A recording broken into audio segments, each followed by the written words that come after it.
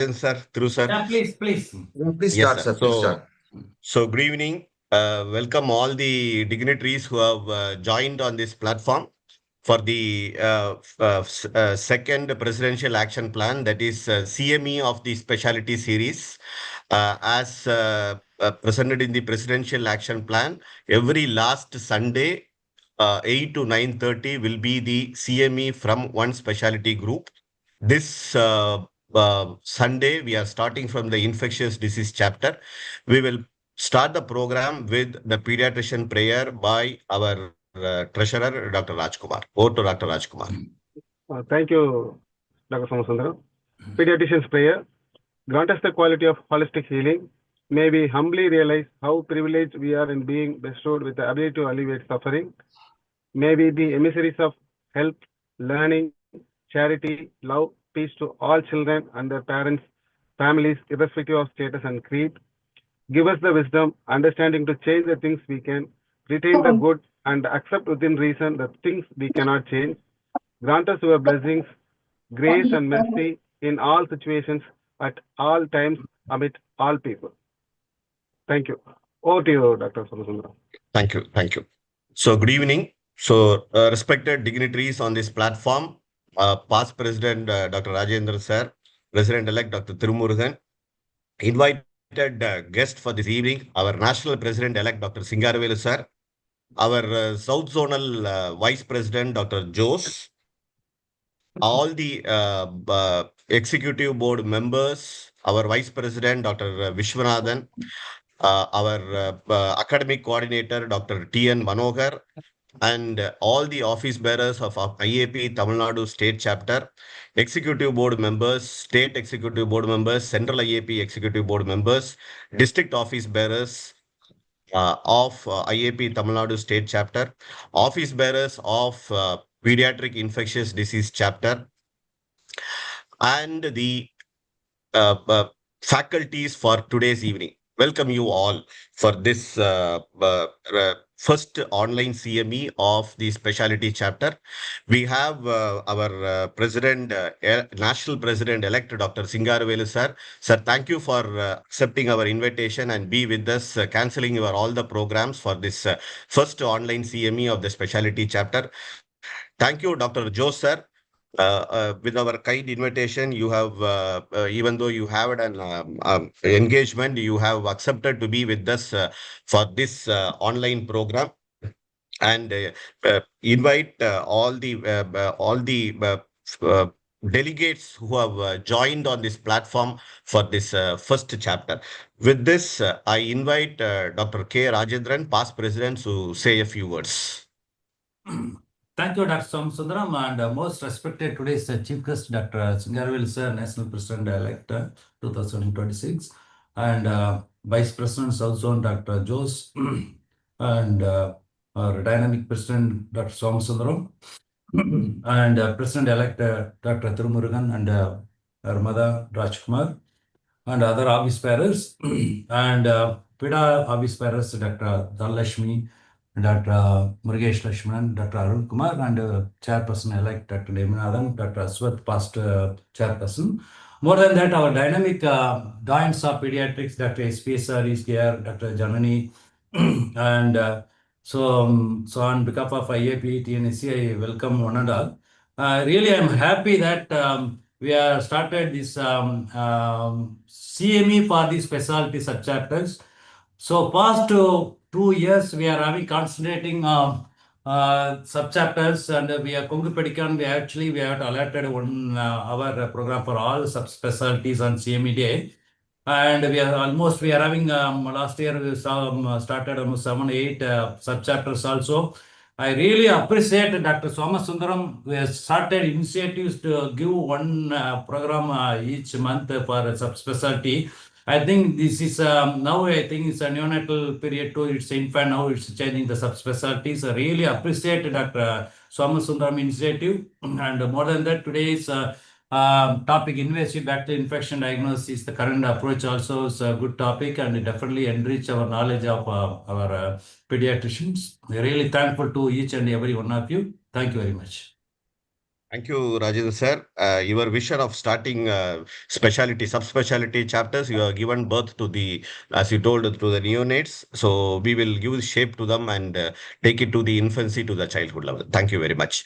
Dr. Narmada is traveling back from Delhi after her exam, so she's not available. She may join late. To Dr. Tirumurugan, our president-elect, sir. Thiru, sir. Sorry. Good evening. Yeah. Good evening, dignitaries on this Zoom platform. It gives me great pleasure to be here to see and in the presence of our President-elect Dr. Singaravel and our also Vice President Dr. Joe sir, the growth of IAP TNSC. I think IAP TNSC has been growing in leaps and bounds in the past decade or so. And I'm really glad that I was just wondering how Dr.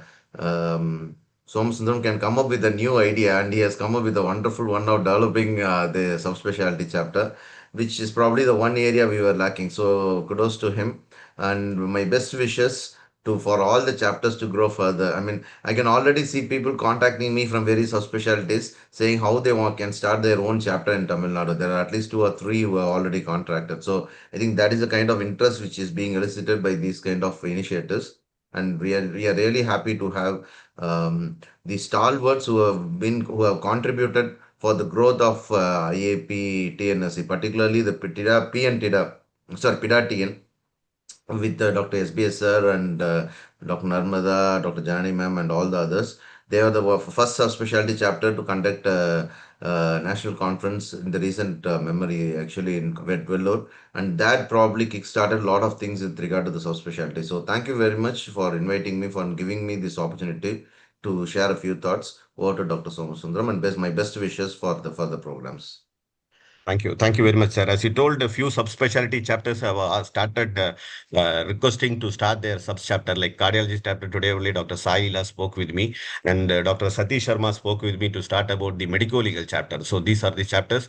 And as you know, few sub-chapters are having their national conference, national CME and national conference also this year, like environmental chapter. PIDA is having it in May, and environmental chapter is having it in. So it will be definitely a growing phase for the subspecialty chapters. Thank you very much.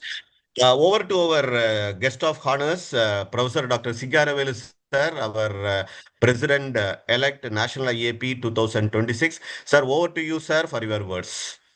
Thank you, Dr. Somasundaram. Respected, very dynamic young president of our IAP, TNSC, Dr. Somasundaram. Guest of honor, President, South Zone, National IAP, my good friend, Dr. Joe sir, and immediate past president, Dr. Visionary, past president and chief organizing secretary, Dr. Rajendran, and our president-elect, none other than our active IAPN, Dr. Tirumurugan, Pidamahar of our ID chapter, a person everywhere, wherever we go, being highly respected academician, none other than SBS sir, ably supported by Dr. Janani ma'am, and the tradition being followed under the leadership of Dhalashmi ma'am and Secretary Murugesh, and our treasurer Rajkumar, and in absentia secretary and Dr. Narmada, and academic coordinator Dr. Manohar sir, and past president, many presidents are there, Balashankar sir is there, and our EB member, vice president MSV is there, and EB member Jalil is there, and lot of other dignitaries. I don't take each and every one of you because it is a very proud moment to be with you all today. More than 70 people in the Zoom, and hundreds of people are in the, already our students are there in YouTube. So what our past president followed, created so many subchapters. Now giving importance to those subchapters, that is the most prominent one is the ID chapter, everybody knows. And being the first thing, I'm really honored that already our Somasundaram has last year as a president of CCB, he has done a lot of things where he involved me in many. Now I can say, after officially assuming charge as a president-elect, after the conference only, everything actually, this is the first Zoom meeting, which I have addressed. I should be thankful to Somaswaram sir. Already in the conference session, he called me and introduced நச்சின்ன 4 point. இது ஒவ்வொரு மாதமும் சிறப்பு. So ரெண்டுலயும் I am with our president because இதுல ஒரு unique the team which I don't take much time, but it is a cherishable memory for youngsters to learn. This team, what they ascended up to the president of our IAP TNSC and what our SBSR and others are here. When I was in 2013, as a president of our IAP TNSC, this young team under the leadership of our Manohar sir as organizing chairperson and our Somasundaram, Narmada and Sudhakar, this team did extremely well, good as a scientific chair, our SBS sir, Tangavel sir, PRC sir, all were there. Why I am telling this, the young team should know the tradition, how it is being followed. I am very proud that today, because when SBSR and Janani ma'am and all going to do, I welcome other speakers, Divya ma'am, Sulochana ma'am and others, and it is going to be very useful information today which you are going to have today. Thank you, sir. I don't take much time. Once again, I thank you from bottom of my heart to the entire IAPNs for giving me this opportunity to represent as a president 2027. It is all the opportunity given by you. All I will be live up to our expectation. Thank you so much, sir, for giving me this opportunity. Thank you. Thank you very much, sir. So you are inaugurating the second presidential action plan of me also. So thank you very much. Over to our friend Dr. Joseph sir. Jose from Kerala. Sir, you are joining as the position of Vice President South Zone. Please, for your words on this inaugural, sir. Thank you, Dr. Somasundaran. Yes, sir. Yes, sir. I can hear you. Good evening to all. First of all, I wish you a happy new year to all of you. As respected President of Tamil Nadu State Bank, Dr. Somasundaran, Dr. President-elect President 2025, Dr. Rajendran, President-elect Dr. Tirumurugan, and Vice President Dr. Vishwanathan sir, our own National President-elect Dr. Singarvedu sir, and again our National EB member Dr. Balachandar and Dr. Suresh Balan, Dr. Amalraj, Dr. Tirumurugan and Balaji, and the PID chapter chairperson Dr. Dhanlakshmi madam, our doyens and our doyens of the infectious disease chapter Dr. Balasubramanian sir. And I am not going to mention everybody because everybody is close to my heart. All the people like Dr. Jalil is there, Dr. Naminathan is there, and Dr. Manohar Siji sir is there, and all the members of Tamil Nadu are doing first of all, congratulate Dr. Somasundaran sir. He are doing a wonderful job for last in coming at started with a wonderful action plan. I think all the action plans are very excellent for academics, for benefit of our pediatricians concerned. As you know, the infection is one of the important program. Infection disease is one of the important part of our pediatricians concern, and you have taken the leadership to organize monthly seminar of subchapter conference of our IAP subchapter conference. It is a wonderful activities. I congratulate your all the action plan in 2026. I offer as a Vice President of South Zone our all support for your action. I think you are doing a wonderful job. Our National President-elect, I think his action, he is our mentor in all activities. He are doing a wonderful job. I think this program is enlightening all of you regarding the infectious disease. Or Balasubramanian Janani madam sir, I think this program is going to enlighten all of you to update our knowledge regarding the program is concerned. I think I am now taking not too much time for the because we are waiting for a very good academic from Dr. Balasubramanian sir is here. So I wish you all the best, Somasundaran, all the best. And again, and as regarding the central action plan is concerned, we are going to roll out that our Tirumurugan is here, President-elect is here. He is a national coordinator, joint coordinator for IAP national action plan is concerned. And he will contact you regarding our national plan to be going to roll out by this the 10 workshop are going to roll out by before March 31st is concerned.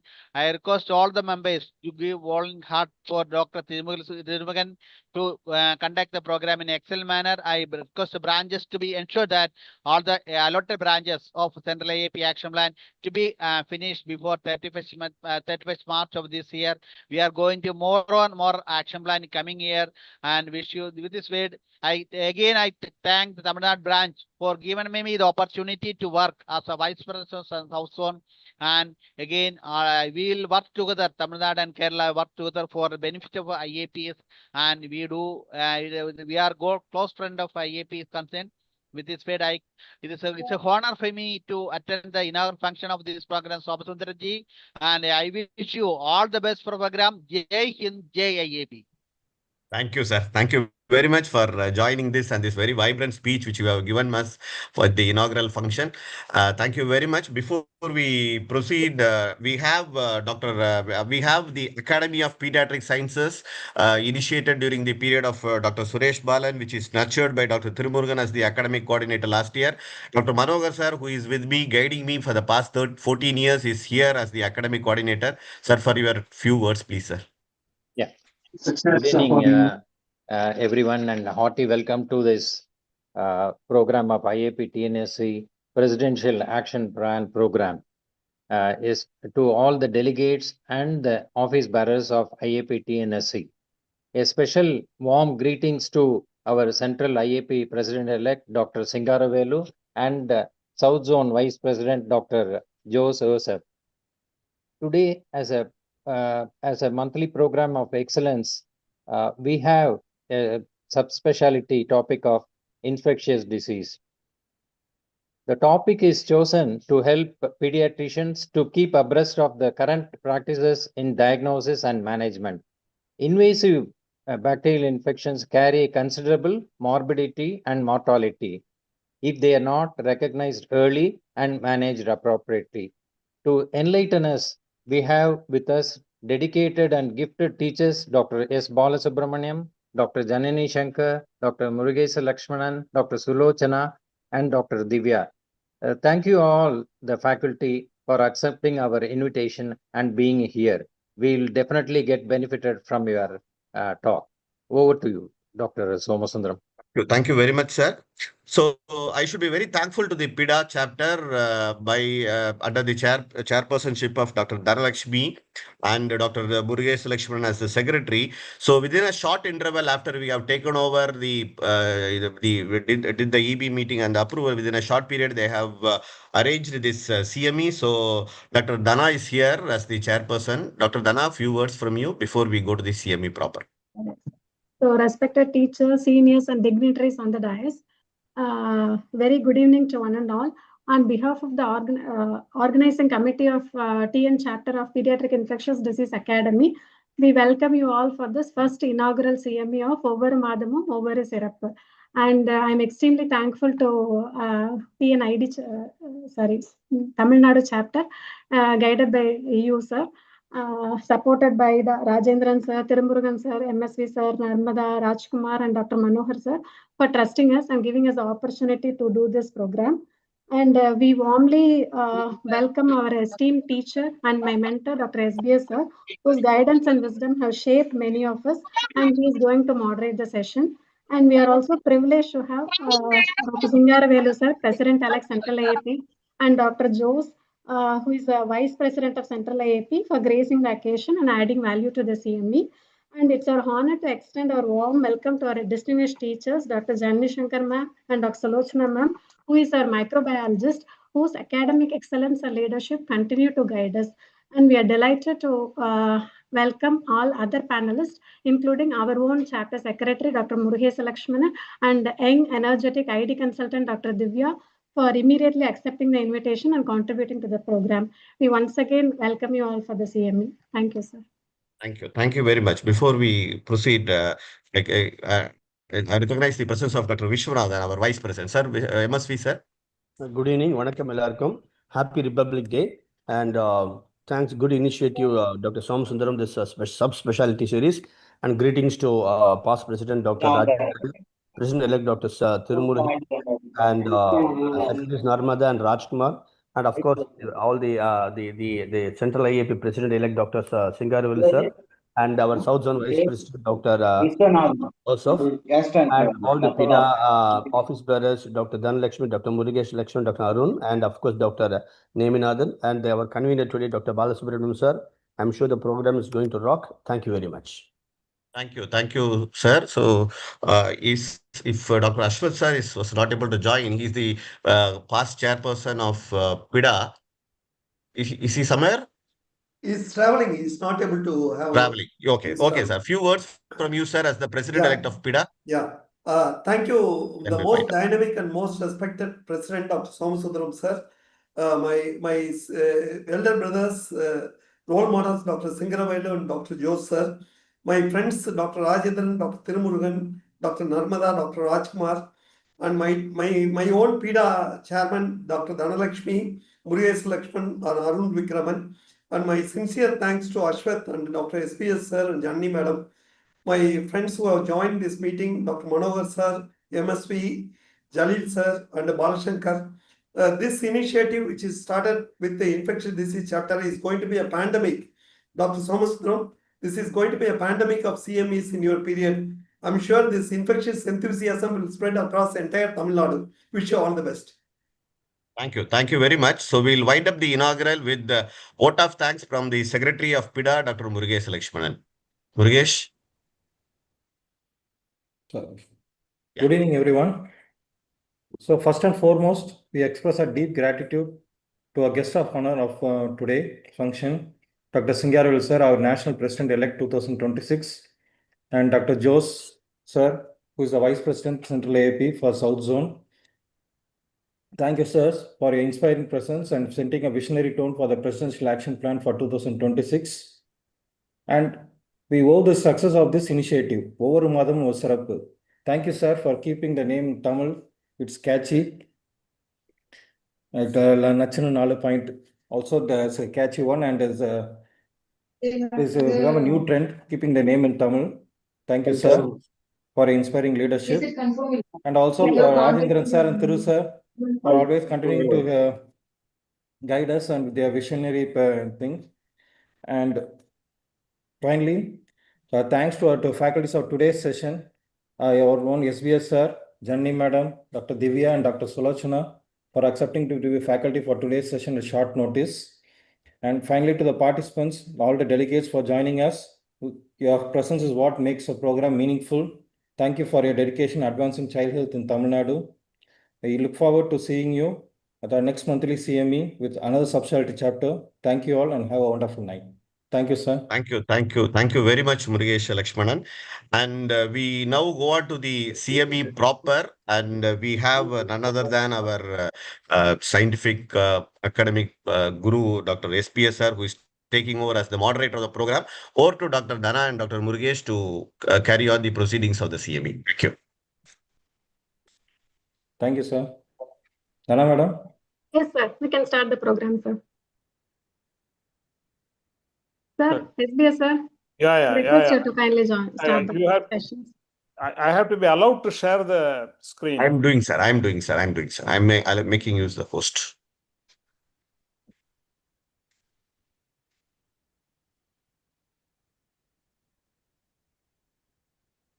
Sir, you are the host now, sir. SBS, sir. Okay.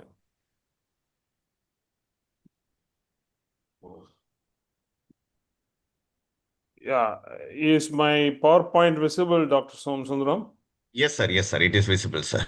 Audio is okay, right? Yes, sir. Perfect. Good evening, all our friends, dignitaries of the IAP Tamil Nadu and the PIDA Tamil Nadu. I'm thankful to Dr. Somasundaram and Dr. Dhanalakshmi for the opportunity today. I'm honored because of the presence of seniors like President-elect Dr. Singaravelu and Vice President South Zone Jose, my friends Rajendran, Tirumurugan, and all of you. Now today, I thought we would take up an issue of importance to general pediatricians as well as pediatricians interested in ID like me. The topic that I chose was invasive bacterial infections. And I'm very, very happy to have four senior people today. Dr. Ashad could not make it. We have Dr. Janani Shankar. There's no need to introduce her. She's the medical director of our Child Stress Hospital. She has interest in hematology, emergency medicine, infectious diseases, and she's an excellent general pediatrician with knowledge as well as a lot of research in the form of publications. And we have Dr. Sulochana Puttalibai, who is the consultant microbiologist and the lab director of Kanchi Kamakodi Children's Hospital. But she is the one who has been instrumental in many of our publications in the last 10 years related to infectious diseases.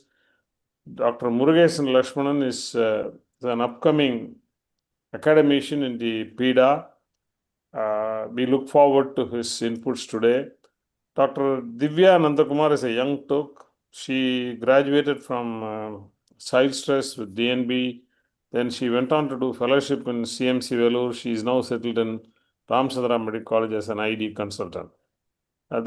These four are going to take us to this session. We'll try to finish it in 1 hour. Now it's already almost 8:30. We'll try to finish by 9:30 if possible.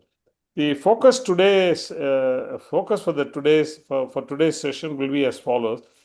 First, we will see why this topic is required today. We are going to look at some case scenarios of invasive bacterial infection or suspected by invasive bacterial infection.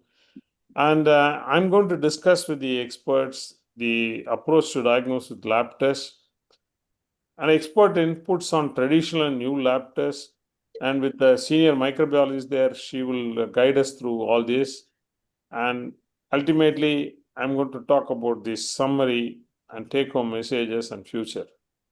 If you ask me why this topic is necessary today, I mean, does it matter at all? Diagnosing invasive bacterial infection early, does it matter at all? Why should we do it in a hurry? That's the first question anybody would ask. The answer is yes. I mean, gone are the days. Pediatrics used to be a specialty of waiting and watching. Now it's all emergency, no waiting. Action with precision. That's the mantra today in the emergency medicine. And it saves lives. We can target the right bug with the right drug. It will improve the antibiotic stewardship. It will shorten the course of treatment, save money. And the new concept of golden hour, try to do everything, give an antibiotic, give inotropes, give fluids, give blood, everything in the golden hour, first hour itself. And any decision to escalate or de-escalate has to be taken fast. So these are the reasons why rapid diagnostics certainly matter in invasive bacterial infection. Now, we used to use a term called SBI, not State Bank of India, serious bacterial infection. Any fever in any child less than 36 months, this is what we are worried about. It referred to bacteremia, including occult bacteremia, overt bacteremia, UTI, perhaps the most common cause of serious bacterial infection, meningitis, deadly, devastating, as well as pneumonia. So these four constituted majority of cases of serious bacterial infection. We all can include even osteomyelitis and septic arthritis in this. But then the new term is not anymore SBI. It is called IBI, invasive bacterial infection. Most literature now is speaking about IBI rather than SBI. What does IBI mean? Invasive bacterial infection refers to the isolation of a bacterial pathogen in a normally sterile environment. For example, blood, CSF, joint, or bone. If there is a bacterial infection, you call it as IBI. Both SBI and IBI can result in the development of sepsis and can cause multiple organ dysfunction due to dysregulation. So that is IBI for you.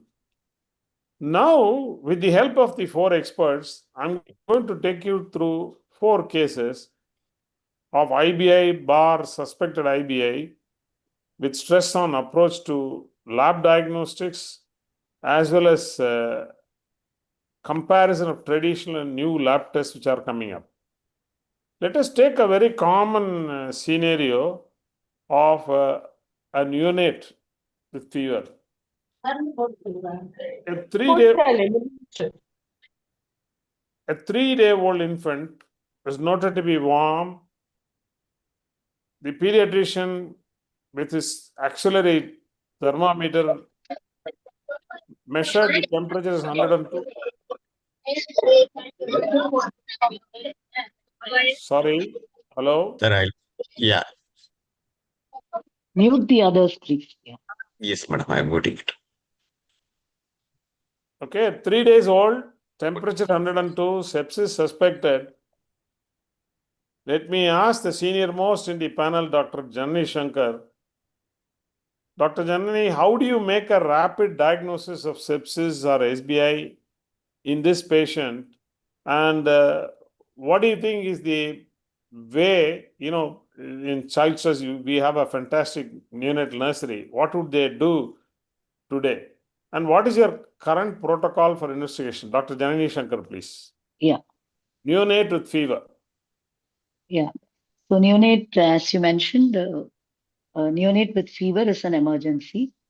So if it is a well-appearing neonate and we are not able to find any source of infection like pus under the umbilicus or any other, visible source of infection, definitely do the baseline, of course, though the sensitivity is not very good, CBC CRP baseline, and of course, urine analysis and the blood culture and CSF culture is mandatory.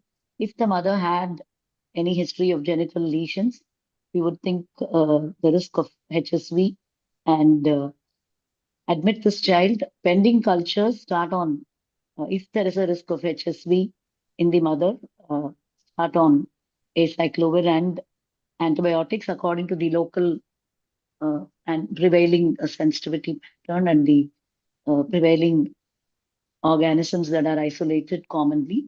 If the mother does not have any genital lesions, I would just admit and excluding acyclovir, start on IV antibiotics.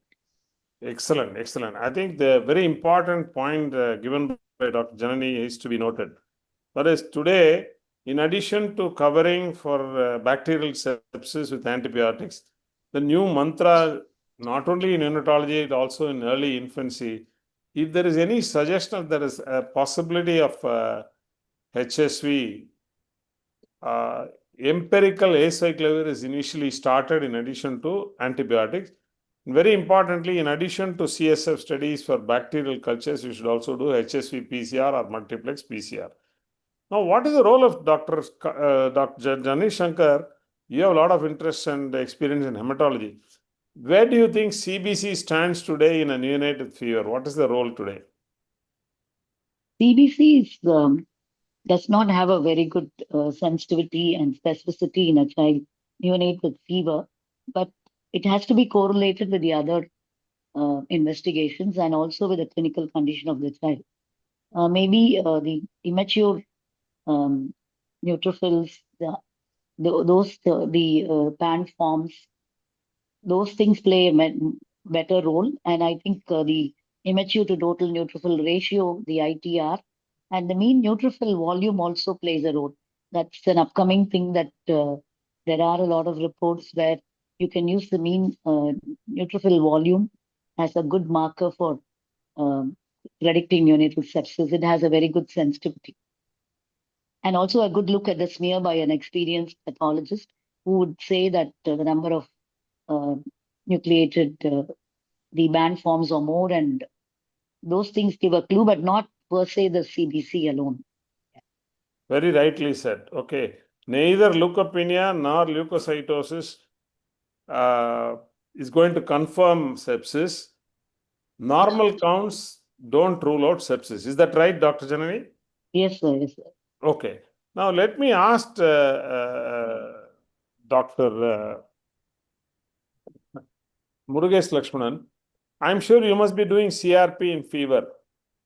Yes, Dr. Murugesh Lakshmanan? Hello? Yes, yes, sir. Yeah, I'm sure you will do CRP for this 3-day old infant in addition to complete blood count, though we said blood counts don't take us anywhere. Okay. Yes, sir. Yes, Now you look at blood count, platelets, everything is normal. Still you think it is sepsis. You will do CRP, isn't it? What Yes, is the sir. role of CRP in neonate with fever? Dr. Murugesh Lakshmanan.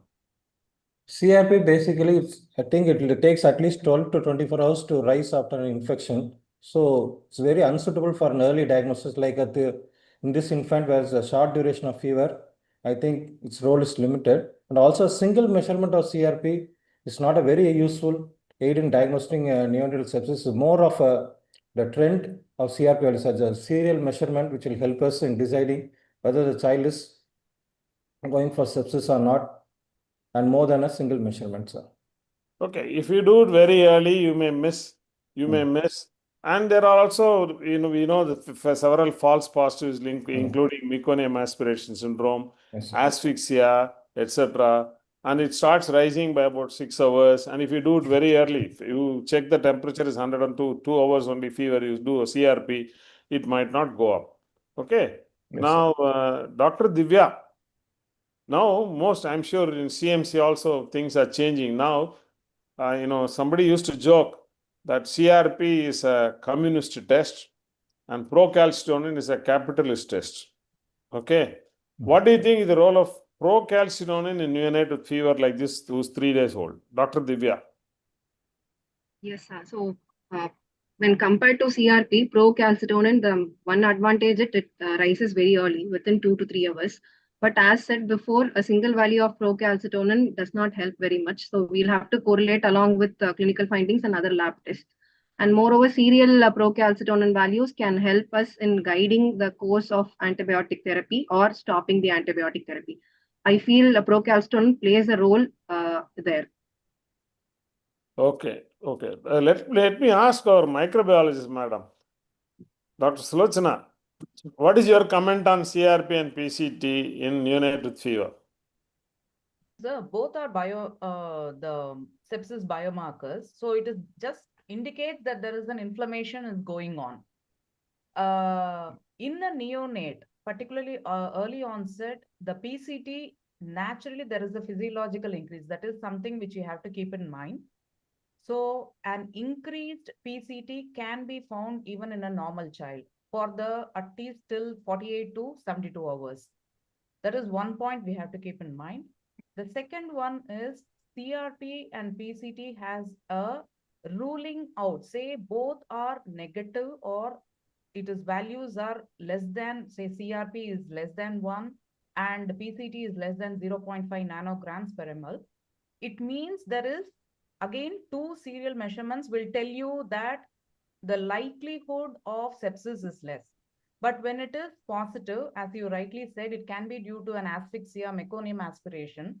It does not rule in a sepsis. We have to dig further. We have to do further investigations. So it is more of a ruling out. If it is negative, consecutively. Okay, very well said. But by and large, if I said the CRP has got more negative predictive value, whereas your procalcitonin has got more positive predictive value. In fact, in short, if you happen to do a PCT, and if it is more than 0.5 nanogram per ml, the likelihood of bacterial infections is extremely high. And the bottom line is that PCT alone, like CRP, should not. PCT negative, sepsis is not ruled out. That's the point you must remember. Serial measurements may help in older children with LRTI and pneumonia for monitoring treatment. And procalcitonin should not be used to diagnose sepsis at the initial presentation. Even PCT may take time to go up. That is the bottom line. Now, having discussed all this, Dr. Janani, what is your verdict on CBC, CRP, procalcitonin? I think we have to correlate everything with the clinical condition of the child, sir. Absolutely. Absolutely. That's all. So if you have a PCT more than 0.5, CRP more than 20, and an absolute neutrophil count more than 4,000 to 5,200, it could mean there is a likelihood of sepsis. That's all. That's all. That's all you can say. You have to use your clinical judgment. You should not withhold antibiotics based only on laboratory tests. Having discussed neonatal sepsis with regard to basic laboratory tests, CRP and procalcitonin,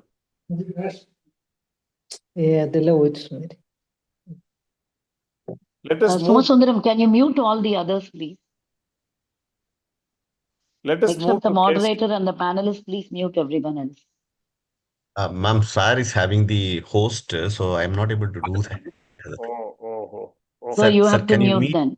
sir, can you meet that Saila Shobha? So, Somasundaram, or one suggestion is when anybody is entering as a host, you have to keep the host with you. It can be done like this. You can just allow. Co-host charge, If you allow them to host, you can't do anything. Yeah. Okay, no problem. We'll do that. Yeah. Yeah.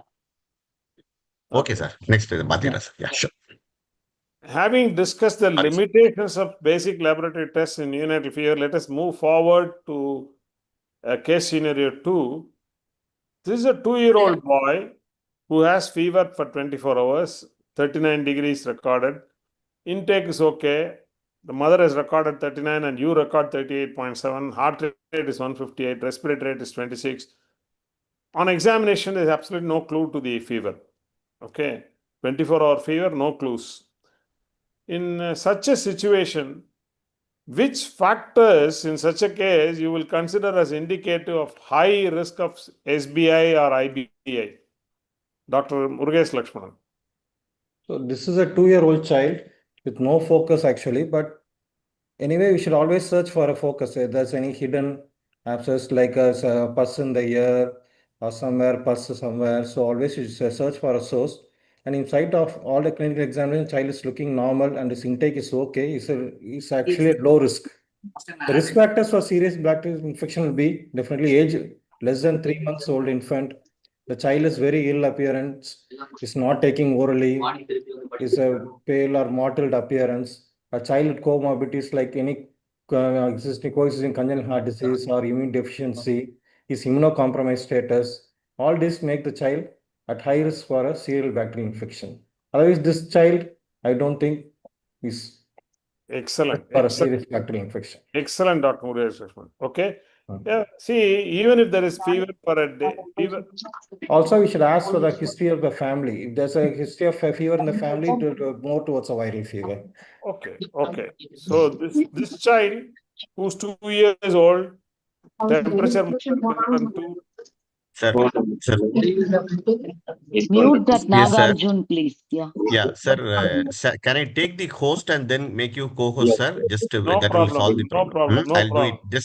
Just give me 1 minute. I'll do that. problem. No problem. I have taken my host back, so I'll be able to mute people, sir. So are you able to present now, sir? You are able to proceed with the slides, no? Sir, Somasundaram sir. Sir, நீங்க panelist எல்லாரையும் co-host ஆக்குங்க sir. ஆக்கிட்டீங்கன்னா others எல்லாத்தையுமே நீங்க வந்து mute பண்ணிரலாம். Yeah. Sir, நான் இப்போ co-host ஆக்கிட்டேன். XPS, sir. எங்களையும் co-host ஆக்கிருங்க sir. Other panelist எல்லாரையும் co-host ஆக்கிருங்க. We'll do that. You don't do it again. Just do that. Yeah, as Murugesh said. Chicken 8.7.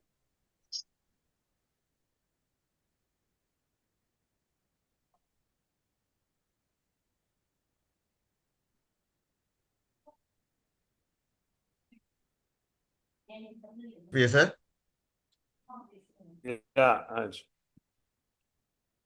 Yeah. I think you have to. Okay. Yes, sir. Now we can proceed. Sorry. My slide visible? Yes, sir. Your slide is visible. Yeah. Yes, sir. You are audible too. Yeah. Okay. See, what is important in this child who has who's 2 years old, otherwise, no background history which is serious, temperature more than 102. You always worry about invasive bacterial infection or serious bacterial infection. Clinically, you don't find, Dr. Murugesh Lakshmanan said you should look for a focus. You don't find anything.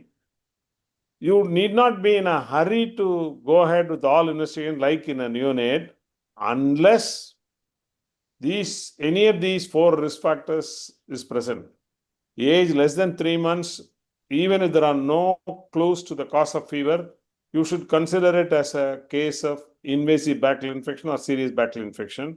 Looking ill, the physicians assess, we have Rochester scale, all those scales are there, but a senior pediatrician will always recognize that the baby is not well. Children with comorbidities, chronic lung disease, chronic heart disease, CNS disease, etc. And of course, immunodeficient children. If these risk factors are there, you should investigate in a hurry. Now, Dr. Murugesh Lakshman, what are the red flags for SBI or IBI or serious illness with regard to infection? Hello? Hello? Yes, yes, sir. They actually, Sarah is muted. Okay, I unmuted.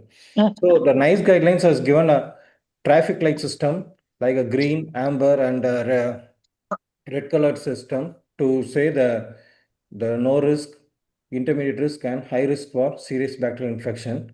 And the high risk will be like the child presents with a very pale, mottled skin, very ill in appearance. The child is not responding to the social cues of the mother or the attender. The respiratory rate is more than 60. A child does not wake up or roused, even does not stay, difficult to stay awake. He has a grunting respiration, a reduced skin turgor, particularly denotes a decreased cardiovascular status, a bulging fontanelle. All these things are very red flags for serious bacterial infection, which needs immediate admission and maybe start antibiotics immediately.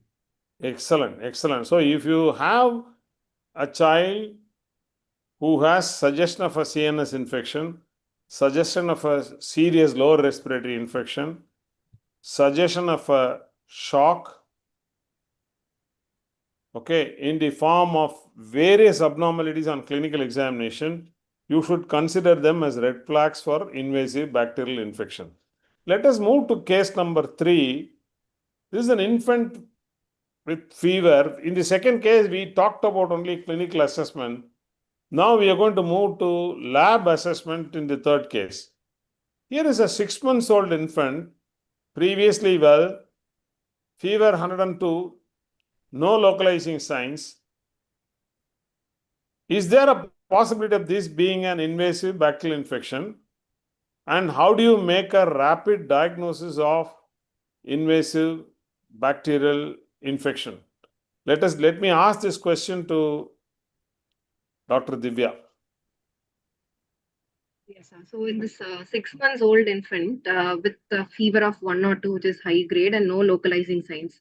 So you would want to know other history also is like how is the child during the interfebrile period? How long is the fever present, or is there any fever in the other family members? Nothing is there, and just fever of high grade 1 or 2 and no localizing signs. First, we would want to rule out as a UTI in this young infant of 6 months. And next, we would also want to rule out a bacteremia. So proceeding further, we would want to do a complete blood count with a blood culture and also a urine routine and a urine culture to look for if there is any underlying UTI or any bacteremia present. Okay, now if the history suggests that everybody is having fever at home, URI is there, then you wouldn't be doing anything. Am I right, Dr. Divya? Yes, sir. If the child is active during the interfebrile period and is otherwise fine. Yeah, if no one is having fever at home and you find that the infant is not too good during the interfebrile period, definitely you would do investigations. And what investigations would you do, Dr. Divya, at this point of time? If you think it is high risk for IBI, what investigations will you do?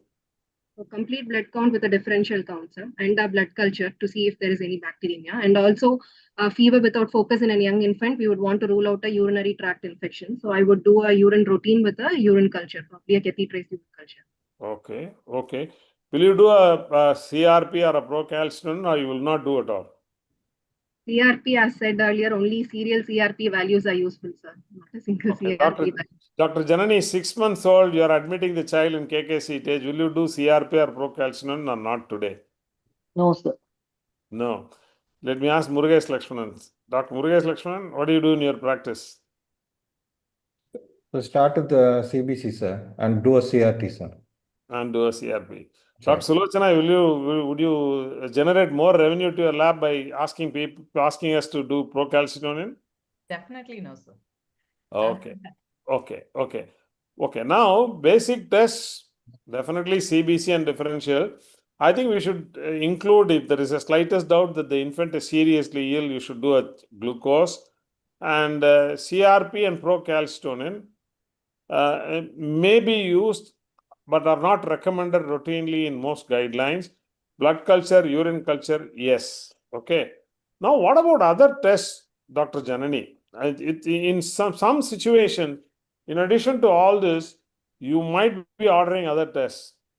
Yeah, definitely. Look at the Yeah, CBC. If the blood counts or total count is high and the urine looks normal, I'll definitely want to rule out pneumonia.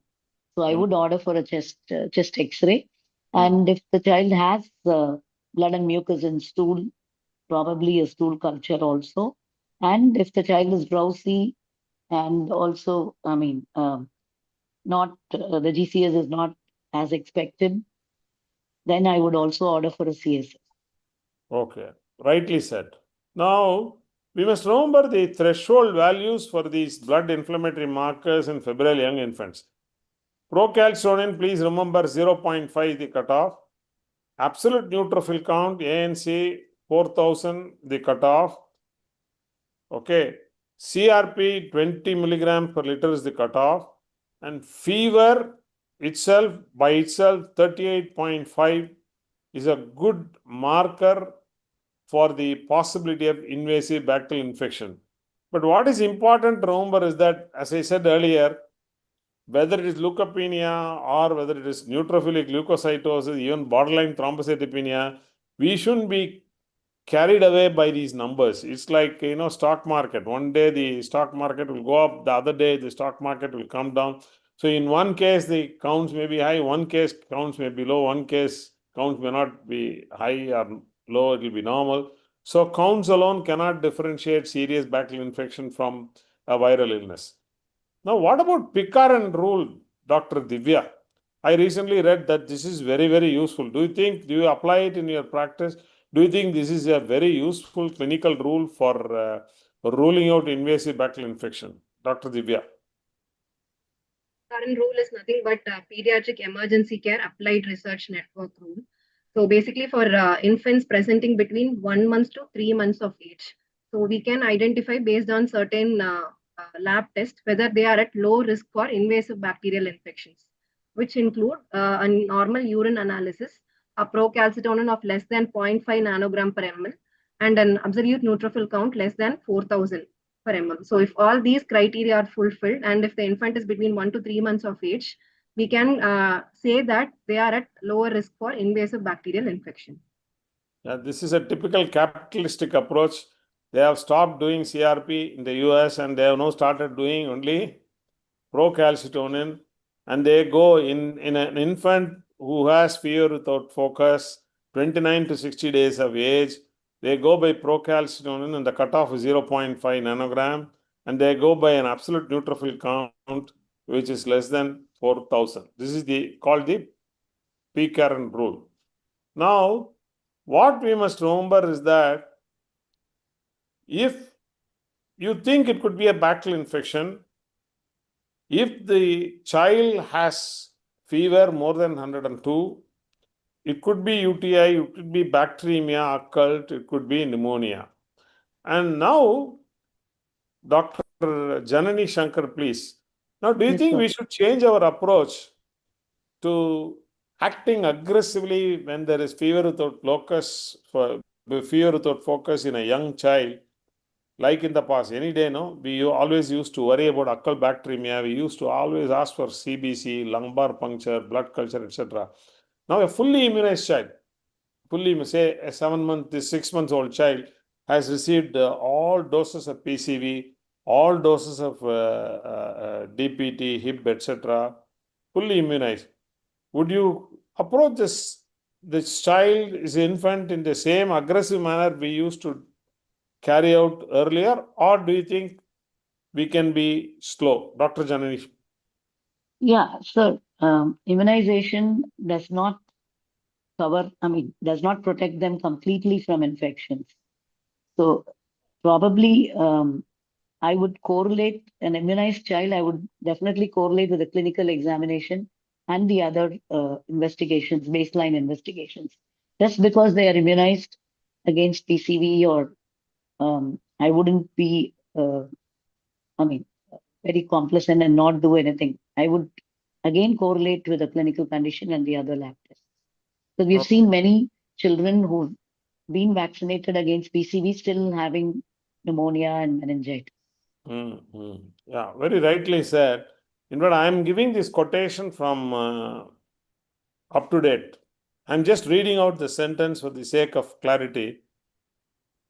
Given the decreased prevalence of occult bacteremia in the post-conjugate vaccine era, that is PCV era, it is appropriate to take a less aggressive approach to the evaluation and management of fever without a source in those who are completely immunized, well-appearing children 6 to 36 months of age and infants 4 to 6 months of age who have had at least 2 doses of pneumococcal conjugate vaccine. In fact, this statement does not have a reference. This statement comes in Up to Date.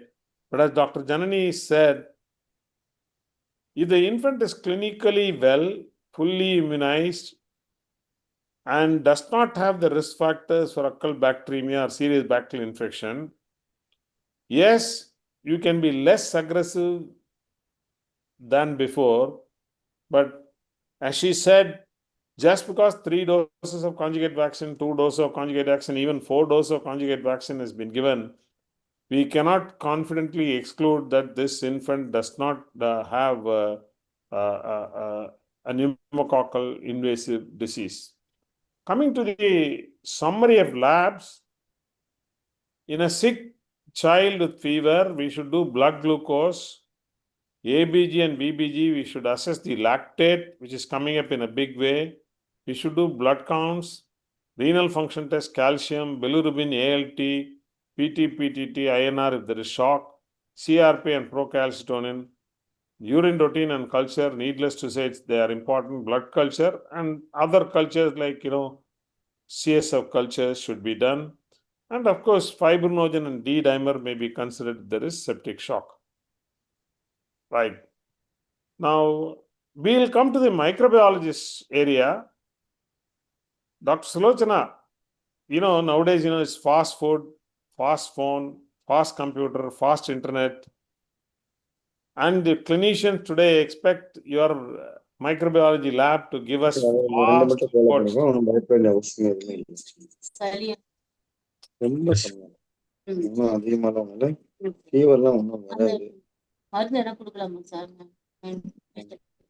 Balaji, please mute yourself.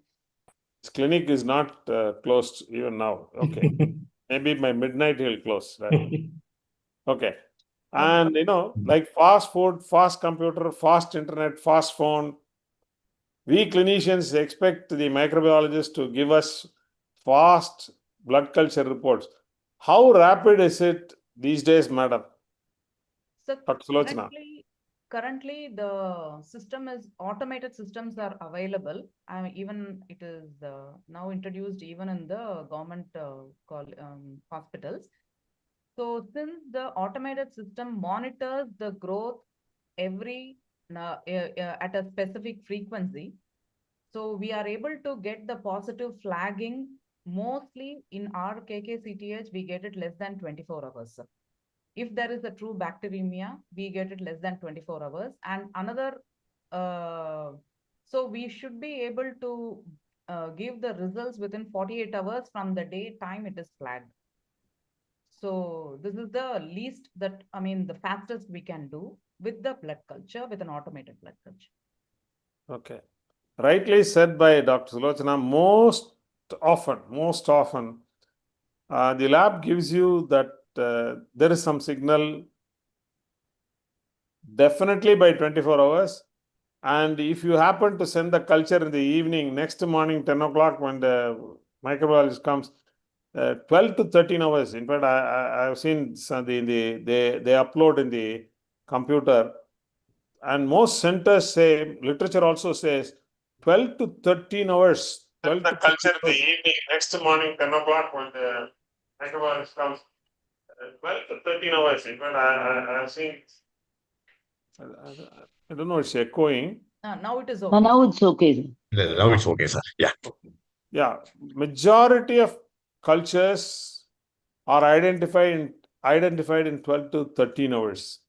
So what we must do as clinicians is to ask for the microbiologist to tell us something is growing. This will be very, very useful. And we must remember, the earlier you get a growth, it is not likely to be a contaminant. It is likely to be a true growth. Sometimes you can get a growth only after 48 to 70 hours. Many of them could be, contaminants or some rare organisms. Okay.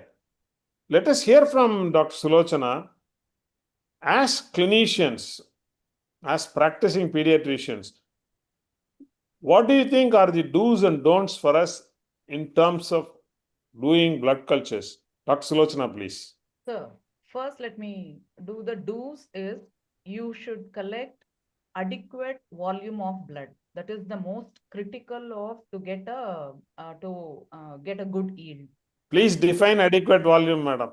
Adequate volume is based on the weight of the child, and generally it is for neonates it is 0.5 ml to 1 ml of blood will be enough, because generally neonatal sepsis, the concentration of the organisms is pretty high. So collect the blood in a pediatric bottle where you should collect from 1 ml to 4 ml based on the weight. There is a standard guideline that is available where how much you have to collect. And second one is if it crosses the 4 ml, you have to collect in another bottle. So when the child is more than 36 kilos, then we collect 2 bottles. And that is the one. The second important criteria is timing of collection.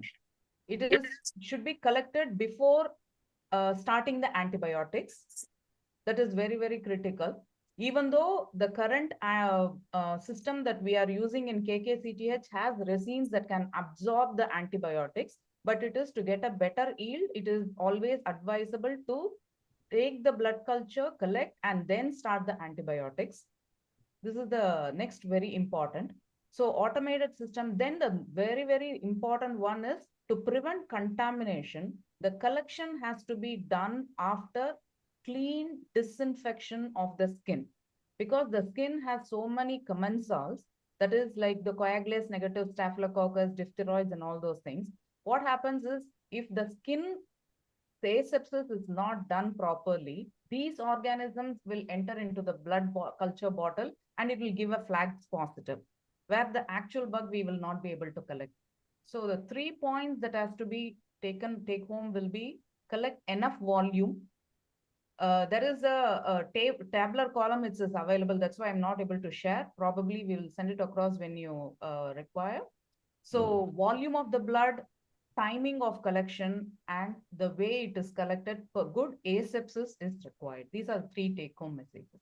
Suppose the small nursing home does not have a microbiology lab attached to it, and the microbiology lab will come and collect the sample the next morning only. What does the pediatrician do? They can, that is the culture bottles, they can collect it from the lab. It can be stored in the room temperature alone. So anytime they can just collect the culture bottle from the lab. Should it be kept in the refrigerator or outside? No, it should never be kept in the refrigerator. Correct. That's very important. That is another very important. You can collect whichever lab you are sending it. You can ask them to provide you the culture bottle, which can be stored in the room temperature. And you can collect it and send it to the lab. Preferably it is 2 hours. You can send it to lab.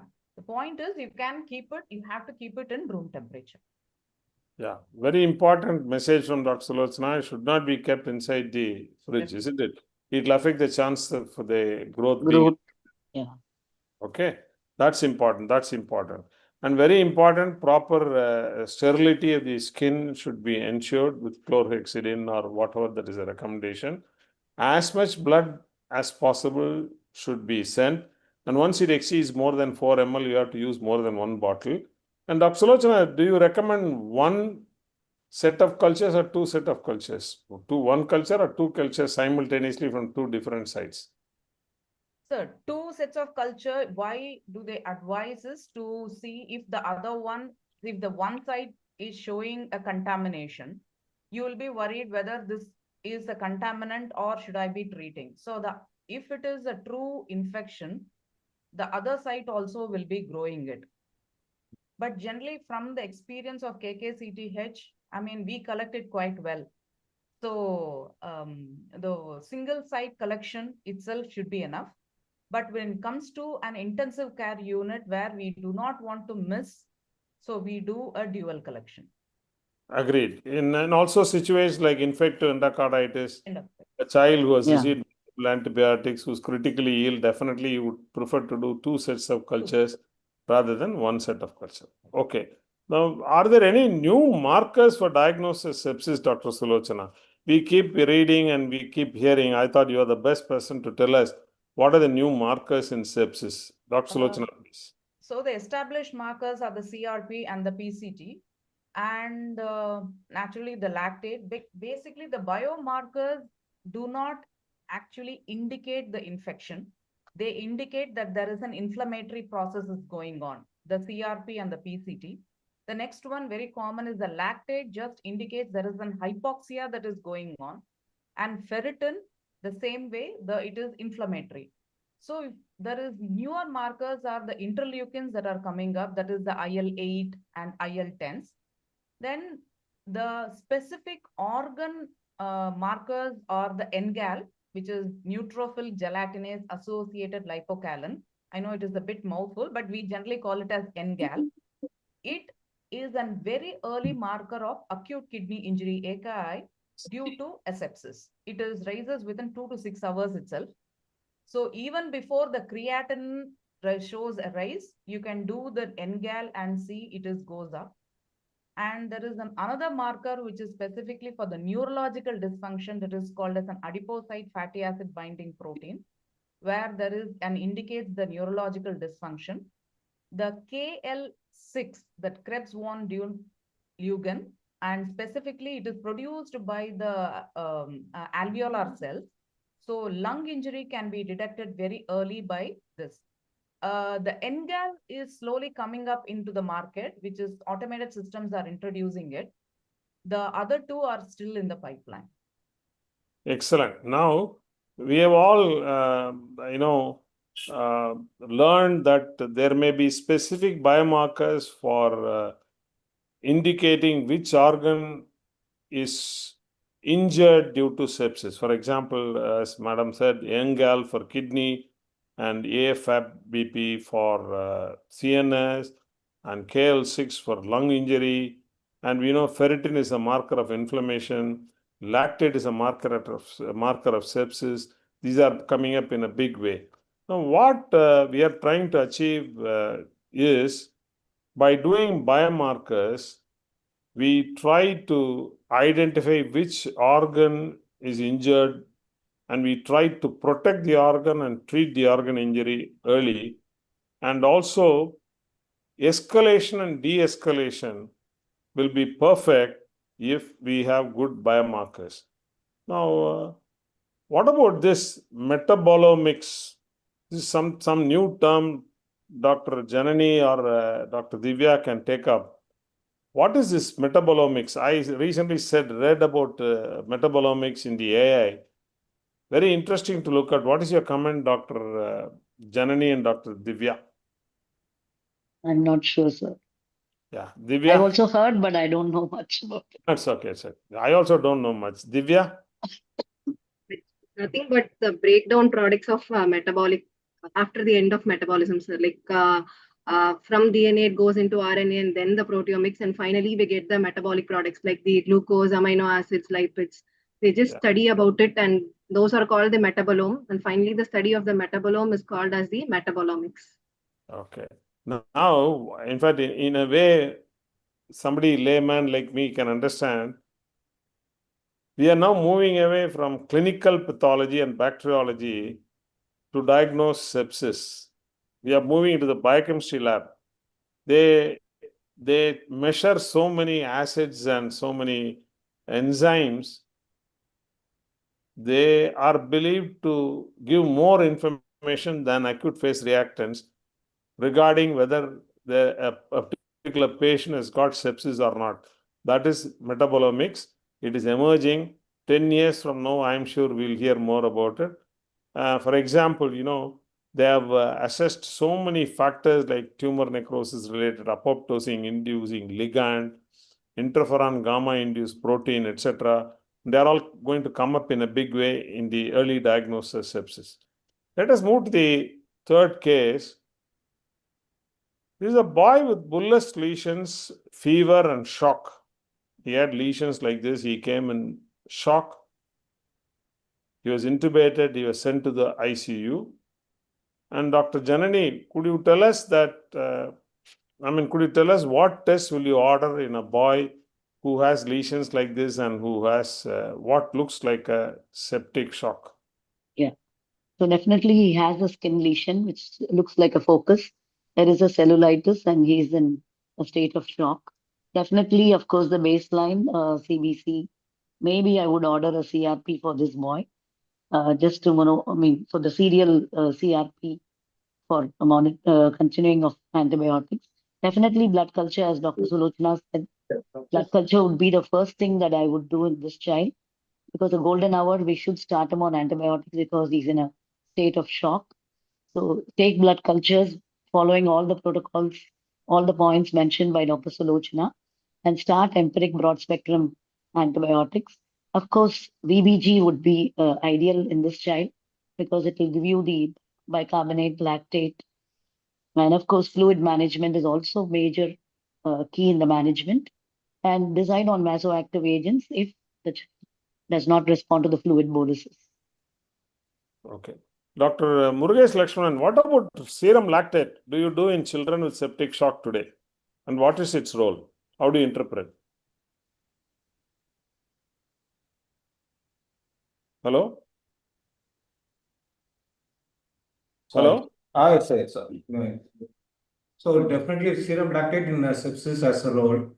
But as per sepsis 3 guidelines of septic shock, lactate has been incorporated in the definition.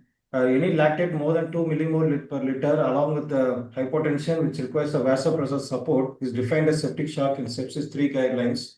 And also in Phoenix sepsis score, a blood lactate more than 5 millimole per liter is assigned as a cardiovascular dysfunction. So Phoenix sepsis score, anything more than 2 or more points along with the cardiovascular score of 1 or more is defined as a septic shock in Phoenix sepsis score.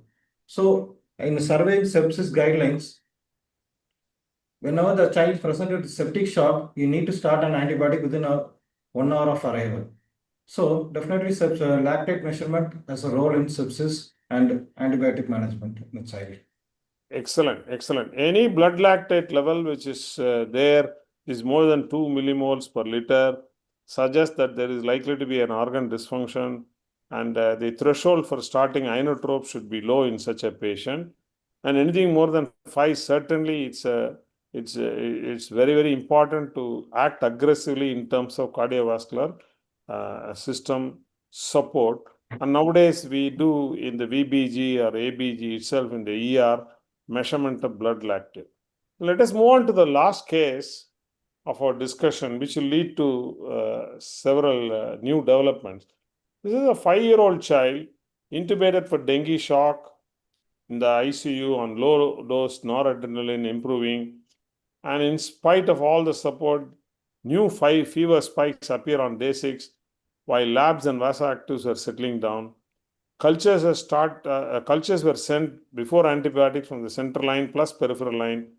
And Dr. Sulochana calls you and tells you, Dr. Janani Shankar, both sets grew multi-drug resistant organism Klebsiella, and she has not completed the workup, and she says there is a possibility of CRE in this case.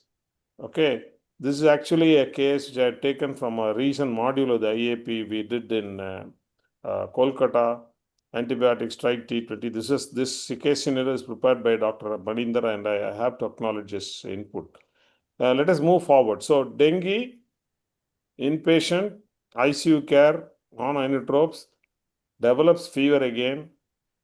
Two cultures, central and peripheral, are growing multi-drug drug resistant Klebsiella, and there is a possibility of a CRE, risk carbapenem resistant enterobacteriaceae in this.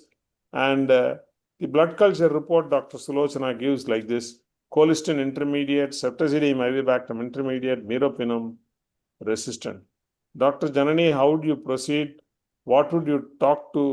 What would you do to talk to Dr. Sulochana? And go ahead, Dr. Janani, please. Yeah, sir. This is intermediate resistance to ceftazidime avibactam and also to colistin. So I would probably start on ceftazidime avibactam and also order for a expert carba R and a synergy test. Synergy test. Okay. Dr. Sulochana, how would you want us to proceed at this point of time? You have, in a case scenario like this, dengue with secondary infection, sepsis, multi-drug resistant Klebsiella, which is probably carbapenem resistant, but it's sensitive to colistin intermediate, ceftazidime avibactam, it is sensitive. How do you want us to proceed, and how will you help us? What tests do you do in your lab? So first is, it is a carbapenem resistant Enterobacteriaceae.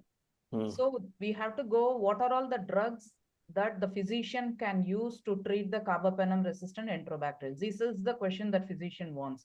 So the first choice that is given is, till now it was the colistin or the polymyxin. But there is another drug that is coming up. This is the ceftazidime avibactam with aztreonam combination. Here, what is the science behind it is, the carbapenem resistance can be produced through the enzymes, that is the carbapenemase, which is of two types. One is the metallo-beta-lactamases and the serine carbapenemases. So the metallo-carbapenemases will be acting, the aztreonam will be able to act on it. But the serine carbapenemases, that is your KPCs, will be activated, will be destroyed by the avibactam. So in case the Klebsiella is having both, then you have to combine both and give it. In this case, it is shown as ceftazidime avibactam is sensitive. The previous one, sir, the sensitivity. Yeah. So which means it is having a KPC. Which is which can be. What is KPC? What is KPC? Klebsiella pneumoniae carbapenemase. That is the KPC, which is the type of carbapenemase. The other one is the NDM. If you look at it, I'm not able to see the aztreonam here, but anyway, so it is the KPC, which can, if you, in this case, if you just give the ceftazidime avibactam, it will be more than effective. The second one. Dengue case ban for us. Yes, sir. Now, at this point of time, often pediatricians get confused. You have, we know that this is carbapenem resistant. Yes, sir. The question is, the dilemma is, should we start colistin or polymyxin B, or ask you to, Dr. Janani suggested you do carba R test, and somebody suggests you do synergy testing and decide. Synergy testing. Correct? Yes, sir. Action, do you think is right at yes, this point? Sir. What madam said was right. In the second report, if you look at it, it is ceftazidime avibactam is also resistant. This report, it is showing as sensitive. The other culture, it is showing as ceftazidime avibactam is resistant. Correct. Yes. Correct. So here we have to look whether it is having the NDM or the metallo-beta-lactamase, where we have to combine and see. That is the synergy testing. In synergy testing, what we do is we expose the organism to both the ceftazidime avibactam as well as the aztreonam together. So what happens? It will be sensitive. So by adding a combination of this drug, you can avoid using the colistin. So that is the use, and it is quite effective. Okay, if signage testing comes positive, should you still have to do carbar testing? No need, sir. No need. Okay. No need. Now Carba the is only to know what is the type of the gene. Organ. MBL producer. Yeah. Yeah. Okay. Now. For that we need, yeah. Okay. Any report like this with Klebsiella being, carbapenem resistant, the ideal thing is to request a microbiologist. Now, 24 hours growth is there. Another 2 hours, she'll do the synergy test and tell us whether this combination is going to work. If synergy testing is negative, what do you do, Dr. Sulochana? If the synergy testing is negative for this one, sir. Yeah, combination. Combination, then we will say that is probably you have to, this will not going to work. Not you have going to go for that. In which case, you will definitely send a carbar. Am I right? I will say what madam said was right, because the carba R, you will get the result earlier than the synergy, sir. Excellent. So excellent. what happens is if you do the carba R, you'll get the result within 2 hours. So based on the gene itself, we will know whether the synergy will be working or not. Necessary or not. Necessary or not. You can go ahead and confirm, but with the genetic testing, you will know whether this combination will work. That is why carbar is advised. Dr. Murugesh Lakshmanan, do you have facilities like this? You have somebody like Sulochana for you there in your practice? No, sir. In our college, we don't. Now only we have the government medical colleges have now started only the black tech tests, rapid culture thing test. They have started. These things are not yet available in a government setup, sir. Okay. If nothing is available, what do you recommend, Dr. Sulochana and Dr. Janani Shankar? Then you have just only go a ahead. report like this. No, only it happens here. Only a report like this there. Then give a Now, combination of ceftazidime, avibactam and aspirin. Simple. That's the correct answer. You give ceftazidime, avibactam, aztreonam, hope for the best. If possible, send the samples to a reference laboratory and wait for the report. That's the correct action. Now, okay, we have already discussed this. Now, Dr. Sulochana, now I'm always confused. In fact, I have called you even quite a few times in difficult cases. Do I straight away do some molecular tests or next generation sequencing in terms of cultures or body fluids?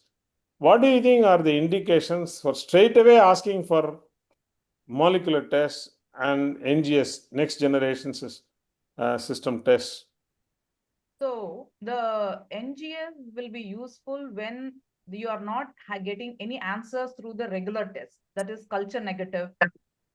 That is the most commonly used where, and also you have difficult cases like in immunocompromised where you are you dealing with a very unique bug. And when we most of the time we use it for the culture negative sepsis, sir. This is the one. Once we've received antibiotics outside and we are still not very growing sick. anything. Still very sick. Yeah. Okay. And also the next one is in culture is there is a limitation. We can grow only few things. Because say, for example, the Mycoplasma pneumonia is not culturable in a regular this one. So in such cases, when you feel you are not getting answers through a culture, then you can go for the NGS, next generation sequencing, where it can detect all the bacteria, which cannot even grow on a culture. Okay. Now, very rightly said. But other than the indications you mentioned, you must also remember in immunocompromised children, it's not going to be a regular organism. It's going to be something unusual, something. So in which case, yes, NGS or rapid molecular test, PCR, multiplex PCR will come to help. And difficult cases. In fact, right now I have a PUO which is going on for 35 days. In fact, you must remember I called you whether I should send the blood bone marrow culture for NGS. We did send and we didn't get anything. Outbreak surveillance. Suppose there is going to be a nursery outbreak. Cultures are not getting the organisms. Definitely you should do NGS or molecular test. And of course for antimicrobial stewardship. Now, Dr. Sulochana, we have traditional tests and we have emerging diagnostic test techniques for neonatal and pediatric sepsis. Can you tell us how each of them differ from the other? So the traditional one, the blood culture comes the topmost. You have to do that. The plus is it can give you the sensitivity. but it takes a longer time. You will get your results within 48 to 72 hours, and it is a gold standard. But again, it has limitations, or you need a good microbiology system. The time it comes late, but it is the gold standard, and it is slow. Sorry. And the next is the biomarkers, the CRP and the PCT. CRP is good, widely available. And PCT is, you can distinguish the bacterial infections from viral, and it also raises early when compared to CRP. And the PCR-based test, it is coming up very fast, which is we use in our system. Whenever there is a flagging, yes, we use it, but it is pretty expensive. Again, you need a good system. Septifast. What do you recommend? Backfast, yeah. That is the NGS system. There is one more company, you know, the one other than Backfast. TrueNet. Okay, yeah, fine. TrueNet. So the PCR-based panels are when the blood culture flags positive. From that itself, we can immediately identify within an hour what is the bug. We need not wait for 48 to 72 hours from the time it flagged. That is the PCR-based test. And NGS is all the culture negatives, you will be able to get it. But again, it is very expensive and you need a reliable lab for that. And the last one is the AI-driven tools, as Her told, the metabolomics, where they do every test and combine and see what it is telling. I have no exposure to that one. Okay, now if you look at this table, it will clearly tell us all the differences. Now, whatever said and done today, worldwide, clinicians and microbiologists, they all agree on one thing: blood culture is the gold standard. Even though molecular tests have come up in a big way, the molecular tests have got one great disadvantage of being too sensitive. For example, just now I told you I sent a splenic biopsy for NGS. It flagged listeria. This child would have received antibiotics, name everything under the sun. There is no question of listeria being there in the spleen. So highly sensitive, all these NGS, and they may end up giving you bugs which are really not the culprits. But at the same time, these modern systems might pick up rare bugs like Burkhardia, Brucella much faster and much more efficiently than your blood culture. Of course, CRP and PCT we have discussed in detail that they have a lot of limitations. And what is coming up in a big way is AI-driven tools. What's happening is that, you know, in ChatGPT, if you give all the case details of your patient based on the epidemiological data in that particular hospital, in that particular center, in that particular state, in that particular district, that particular country, based on the age, clinical data, AI would tell you that this is the organism which is likely to be there in the patient. Mind you, this is going to come up in a big way. 10 years from now, I won't be practicing. You all will be practicing. In big hospitals, you will have AI-driven tools. In addition to Dr. Sulochana, there will be one systems man sitting and telling you that this child is likely to have Klebsiella sepsis and he's going to be right. In fact, the sensitivity and specificity, I don't know what it is going to be, but certainly is very exciting. Now, coming to the next question, Dr. Sulochana, we keep talking about 16 as RNA. Can you briefly explain to us what it is and how it can help us? It's going to emerge in a big way. It has already come to big hospitals, not in peripheries. Can you tell us something about it? So 16S RNA, it is nothing but the ribosomal RNA, which is very unique to each bacteria. So we see the 16, where the first is the step is to find out whether a 16S rRNA is present or not. That is the first step. Then if it is present, then they will look at it. Does it belong to an E. coli? Does it belong to an Klebsiella, like that? So currently 16S RNA is being done as in a PCR method. Now we are going by an NGS. That is the next step. Again, you require a very good molecular setup to do it. That is the negative of it, but it can detect viable, non-viable bacteria. and a wide spectrum. As I told, the cultures have got limitations, but 16S rRNA doesn't have any limitation, can identify whatever that is present and can also differentiate by the sequencing. Ma'am, it cannot detect viruses. Am I right? No, madam, it is only bacteria. 16S That's what. ribosome RNA. It cannot, Ribosome based. That's what. yes, that's what. It is ribosome based. It detects the ribosomal RNA of the bacteria, which is Yeah. so unique. Because like there is no ribosome in the virus, we cannot detect. it cannot. Virus, you cannot. You have to go for the PCR or the NGS. Yeah, excellent, excellent. 16S RNA is to detect, viable and non-viable bacteria. In fact, it is like your gene expert. Gene expert, some will be positive even if there are no viable TB bacillus. Similar to that, 16S RNA can be positive even if there is a dead bacteria in the blood or any bacterial fluid, any body fluid. Quantitative PCR is much, much faster. Again, like 16S RNA detects both the viable and non-viable bacteria. When compared to 16S RNA, the sensitivity is not that high. So there is a low chance of contamination. And, microbial susceptibility data, antibiotic susceptibility data cannot be picked up by 16S RNA.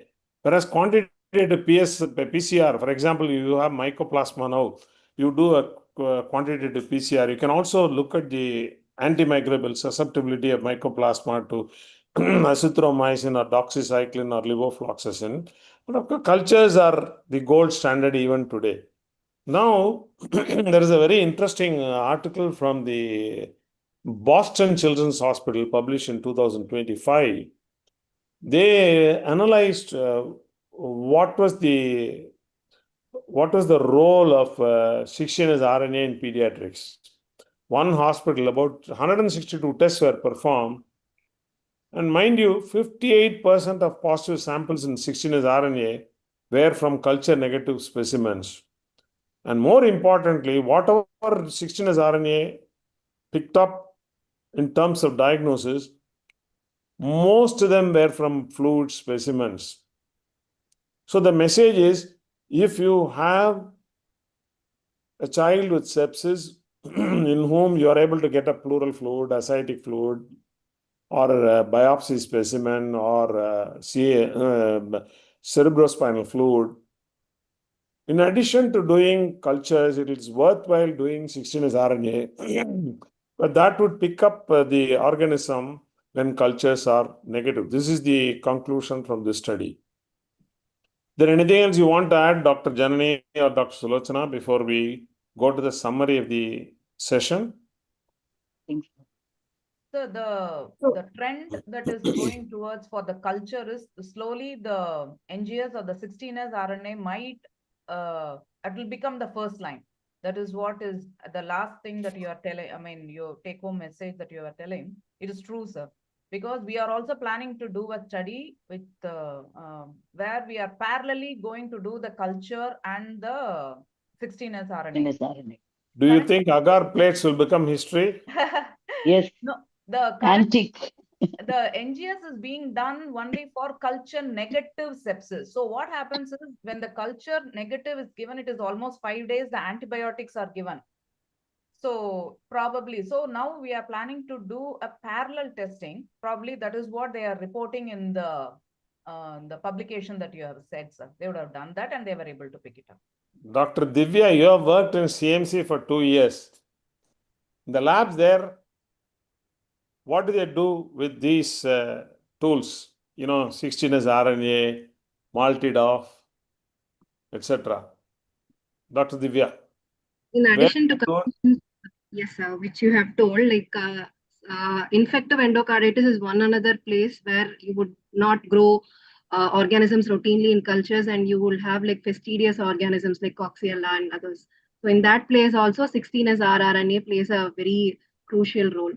One more thing which is there is like an 18S rRNA to identify the fungal organisms like fungal PCRs. So if the cultures are negative, like cultures take a long time to grow, and you want a quick answer. So from a tissue specimen or from a biopsy, you can ask for an 18S rRNA which is there.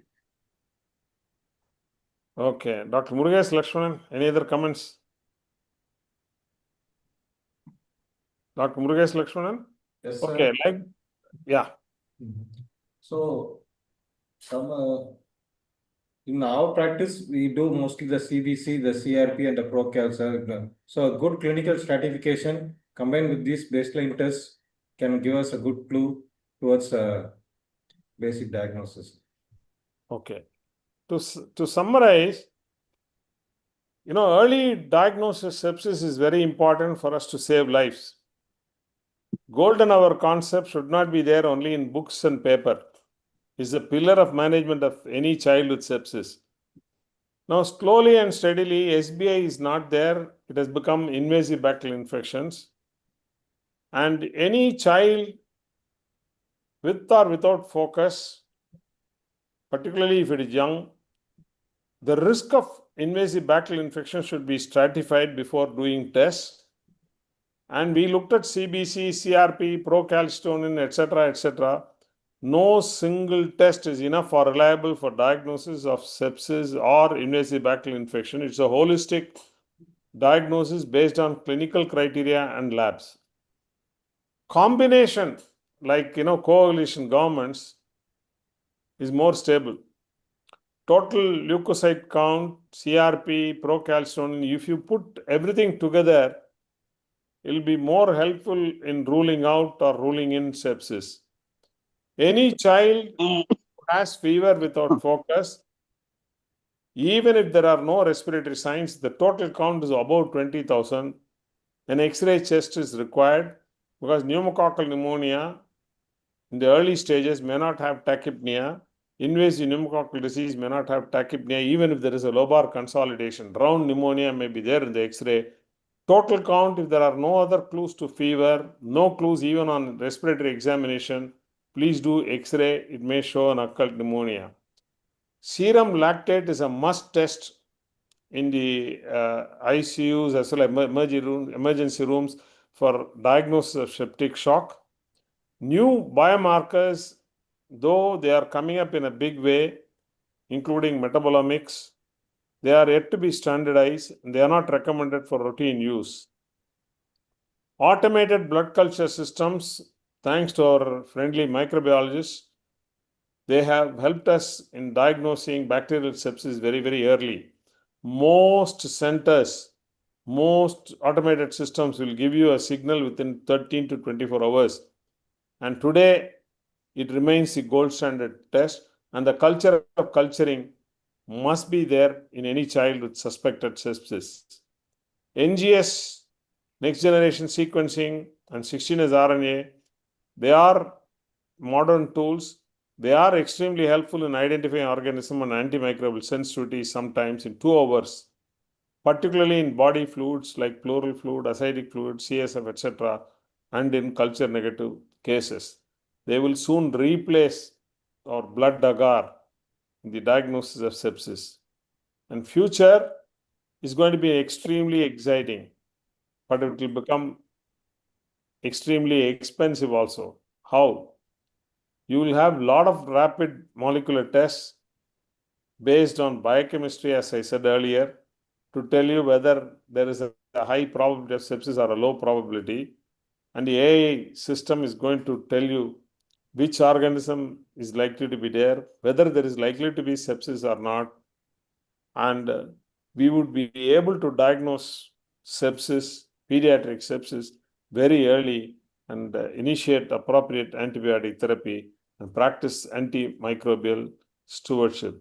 With this, I thank my esteemed panelists, Dr. Janani, Dr. Sulochana, and Dr. Murugesh Lakshmanan, and the young took Dr. Divya, for making this extremely easy for me to complete in 1 hour and 3 minutes. Thank you very much. Over to the organizers. Thank you, sir. Thank you very much. It was a very, very fantastic, excellent session by none other than the chairperson of the past chairperson of the PIDA, National PIDA. So you have done your the ஒவ்வொரு மாதமும் ஒரு சிறப்புல first மாதமே பயங்கர சிறப்பா முடிஞ்சிச்சு sir.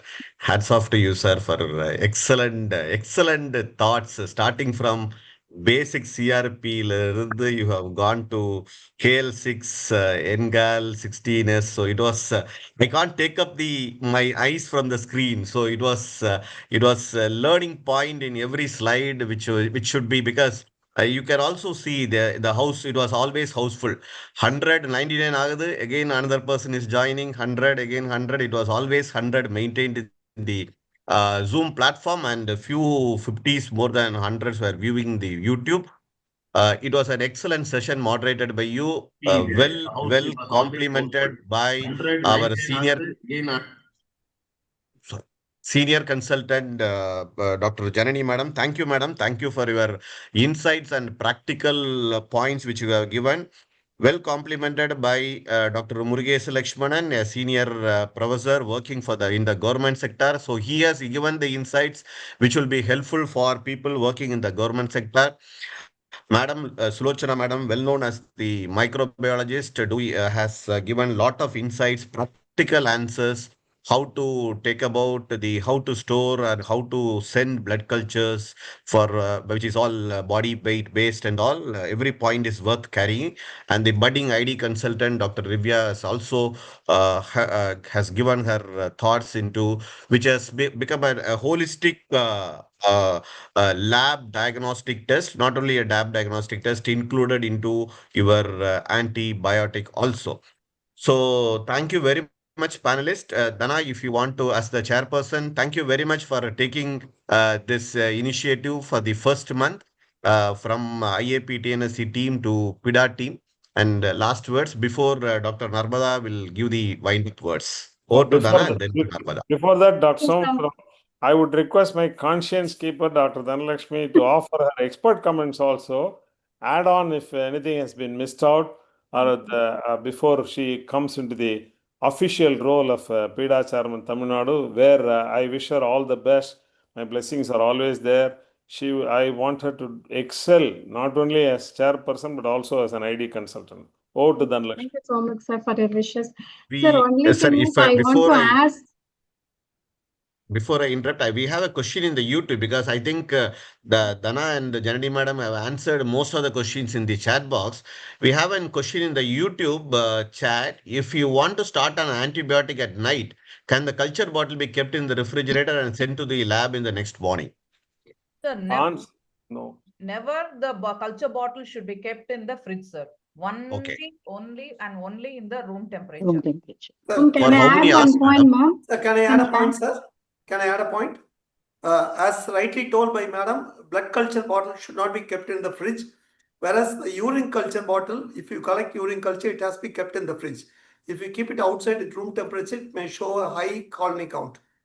So urine culture bottle should be kept in the fridge, whereas not the blood culture bottle. How many hours, madam? Is there any time limit? Is there any time limit where we can store it, or like before sending For it? urine culture, you can keep it at room temperature for maximum 1 hour. Beyond that, it has to be kept in the fridge. If you do a urine microscopy in a sample that is kept outside at room temperature, this urine microscopy WBC count will come down. A child with pus cells of freshly collected urine, if the pus cells are more than 10 or 15, if we keep the urine for room temperature for more than 1 hour and do it, the pus cell count will be low. Whereas if you take a culture that is urine kept outside, the colony count will become more. So for culture, urine culture has to be kept in the fridge. Basic rule, any sterile area, any sterile fluid, okay, any sterile fluid, like for example, you expect the urine to be sterile. It should not be kept in room temperature. Any contaminated thing can be kept in the refrigerator immediately. That's all. Okay. Blood culture should never be kept in the refrigerator. It should be plated immediately or kept in room temperature. Room temperature means you should not keep it in sunlight at 40 degrees. Okay, sir. Thank you. Lakshmi, you wanted to say something? Yes, sir. Blood and CSF, normally we don't expect any organism to grow. They are sterile. So if you keep in refrigerator, some fastidious organism like Haemophilus influenza, pneumococcus will die. So blood and CSF should be kept in the room temperature. On the other hand, urine will have some organism. Obviously, E. coli will always grow. So if you keep in the room temperature, it will multiply. So that is the reason any contaminated samples like pus, urine, other things should be kept in refrigerator, and normally sterile body fluids should be kept in the room temperature. How long it can be taken, madam? Usually 12 hours at maximum, I think, ma'am. Sulochana, ma'am. Because in some cases, the night time will not be possible to send to the lab. Dr. Murugesh Lakshmanan, Dr. Balaji is a CMC microbiologist. When we had started doing pneumococcal surveillance, he used to take our Dr. Sulochana is there to vouch for it. He used to put the culture bottles in his pant pocket and go back to CMC. Dr. Sulochana, do you remember? Yes, sir. So you should know what we actually do with the blood culture bottle. We take it and we put it in the incubator. Correct. It is 37 degrees. Yes. So it is literally like you are putting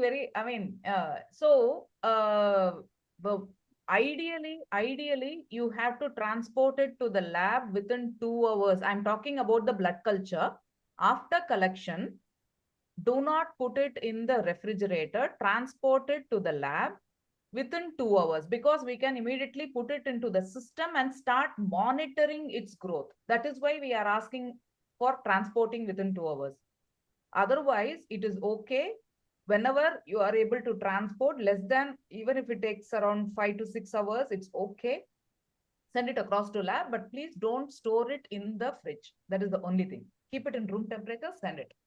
For people in the periphery, if you happen to take a blood culture in the middle of the night, even if you don't have a lab close to your place, please keep it outside and send it in the morning as early as possible. As early as possible. That's it. That's all. That is That's all. simple advice. For those As soon as the lab opens. For those working in tertiary care institutions, straight away take the culture bottle and go give it to the microbiology lab immediately and ask them to put it in the 37-degree incubator and put it into the system. The earlier you do, the earlier you are going to get the report. Get the results. Report. Yeah. And the next important thing is to contact the microbiologist after 12 hours and nachi pidikanum. Is there anything growing? Is there anything growing? Called as a critical alert. We do it because whenever there is an organism is flagged by the culture system, because ours is a 24/7 lab, we wake up the physicians, call them and tell them there is a gram-negative bacilli is growing. They'll be listening sleepy. So that is a critical alert, and we have to give the critical alert within 30 minutes after flagging. That is another thing. So they usually we send the blood culture in the morning and the afternoon, and by evening, Gana and me were telling lab will call and say gram-negative bacilli. We can relax that it is enteric. Yeah, they will know now. They will be very confident with that is the diagnosis, and they will relax. Now, the commonest instance where it comes to my help in any PUO when I admit, nowadays it's a common tendency, Andhra patient particularly, ceftriaxone, doxycycline you start. And for that 24 hours, the lab tells you gram-negative bacilli is growing, you stop doxycycline. It is very, very useful. It's extremely useful, such rapid reports. And if you are very sure, if you antibiotic naive patients and you start an antibiotic, the next morning fever comes down, 48 hours, no growth. It has got good negative predictive value also. So that way, culture is extremely useful, extremely useful. And urine culture, of course, you can store it in the fridge and send the next morning. But even that, wherever possible, try to give it in a lab which will take sample even in the middle of the night. And I think particularly in uncircumcised male children below 5 years of age, getting a clean catch specimen is very, very difficult. You have to be a wicket keeper like Dhoni to catch a good sample of urine. It's better to do a catheterization. Previously, we always used to feel catheterization is an invasive procedure. I think that concept is no more correct. The commonest mistakes that happen in fever without focus are not sending urine cultures and starting antibiotic, starting antibiotics without collecting urine culture, and treating pyuria 5 to 6 WBCs, and the urine routine report saying there are multiple bacteria. I think these are all common mistakes made in practice. They should not happen. UTI is the most commonly missed serious bacterial infection. A question to Slochana, madam. Is there a container, specific container called boric acid container, madam? Yes, sir. That is sodium borate container, or the boric acid is used for collecting urine samples if there is a challenge in refrigerating. Say, for example, somebody wants to collect the urine sample, but they don't have any refrigeration facility. They cannot transport within 2 hours or 1 hour. If it is collected in this sodium borate, it can be transported. It is stable till 24 hours. Thank you, madam. Thank you. It's preferable not to use those systems, Dr. Neminathan. Preferable to straight away give it for culture in the lab. See, nowadays, even in district headquarters, you have 24-hour labs. I don't think all this need to be followed. See, when you have CT scans in every corner of this country, right? I don't think, even remote areas nowadays have, it's not necessary to use all these tubes. Thank you, sir. Thank you, sir. Thank you so much for the excellent session, and thank you for your wishes, sir. Sir, one thing I want to ask is, see, culture negative samples with the availability of NGS. Now, what are the circumstances? Still, we need to do 16S rRNA, ma'am. 16S rRNA is no more we do it. It is getting replaced by the NGS. NGS. So practically we are not doing. Yeah. So what we do in child trust is, if the child is sick, we always, like if you get a sterile fluid, so we always try to store the sample, and within 24 hours we came to know culture is positive or negative. If it is negative, we directly send it for NGS. And NGS, we have bacterial panel available, viral panel available, and fungal panel. Separately it is available. So, and it costs around only 4,000 to 5,000 only maximum. So immediately we send it for NGS and we get the reports within a day or two. So that's how we generally follow. And for MPIMA only, we tend to do the pneumococcal PCR as a standalone test. Otherwise, we generally nowadays started doing NGS more often. That's all. Body fluids, as I said earlier, Dana, body fluid, biopsy specimens, pathology specimens, tissues, definitely NGS has to be sent today, even routinely.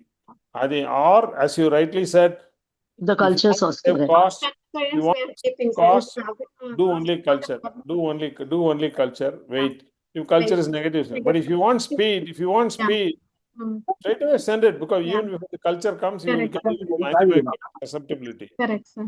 And definitely in immunocompromised hosts, they say NGS is a more value.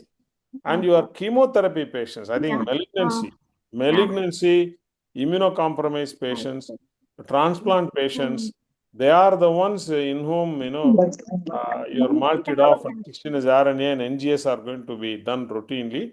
And NGS is slowly replacing 16S. We had 2 or 3 cases where TB is picked up by NGS.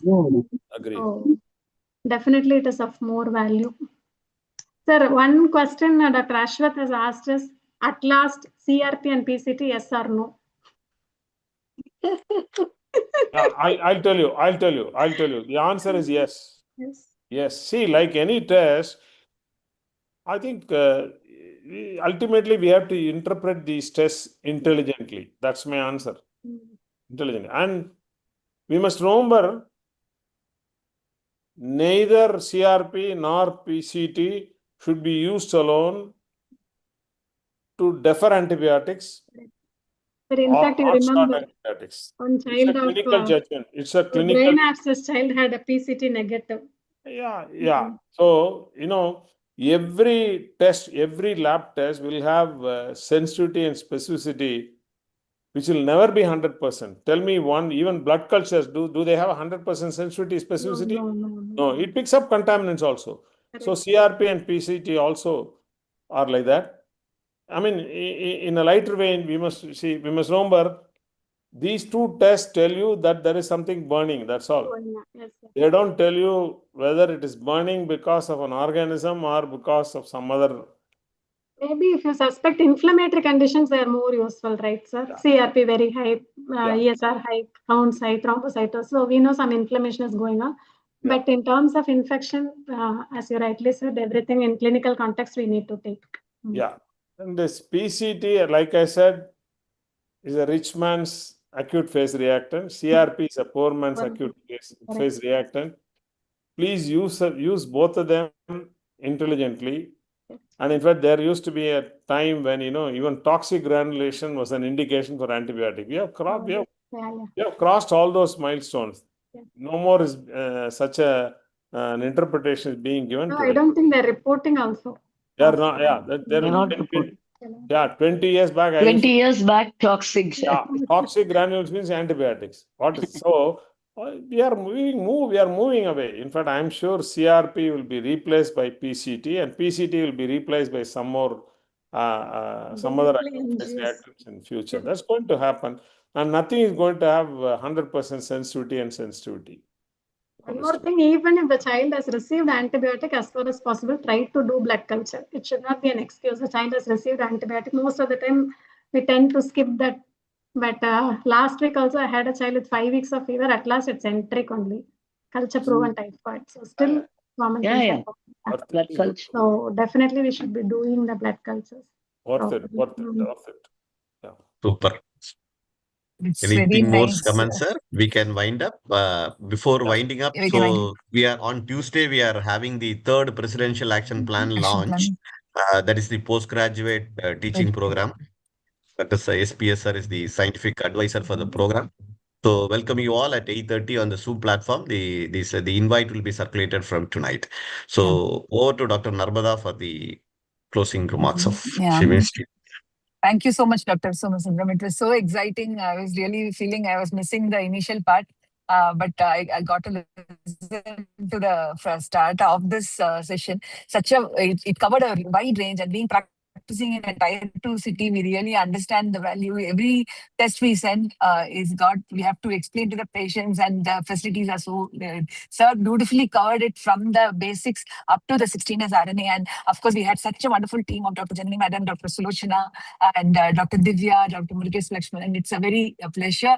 And as PIDA is always close to the heart, and we are very happy to have it as the first session. And Dana, thank you so much for all I think you're very happy about it, for having all the arrangements. Yeah. So I really hope that we are also happy. Like the first session started by sir, my mentor and guru. And more than happy. Yeah, and then it's a blast. We started it off with the ID chapters, so I'm very sure all the presidential action plans are bound to be hit this year. So thank you all for joining in large numbers and supporting all our endeavors for this year. And we hope to receive the same support throughout the year. We'll bring up with the new programs which are very useful for the practicing pediatrician and for the postgraduates alike. And once again, we'll be circulating the flyers of the midterm PIDA, which sir is organizing in a very meticulous way. And I'm very sure all of you will join us on this May 24th at Chennai and make it as a big success. It's the first physical CME of second, I should say, after our pediatric infectious disease chapter of Tamil Nadu came up. This will be the second conference. That will be the national level. So it will be really nice to have you all on the same platform. So with this, I really thank each and every members who have joined the PIDA team, office bearers, as well as IAP Tamil Nadu State Chapter, who have given us all the support in organizing this program in such a wonderful manner. Thank you, Dr. Somasundram, for the opportunity to do so, and Rajkumar and Murugesh Lakshmanan for the support. Thank you very much. Thank you, sir. Good night, everyone. Thank you for joining. Thank you, Dana. Yeah, and happy Republic Day to all of you. Happy Republic Day from IAP.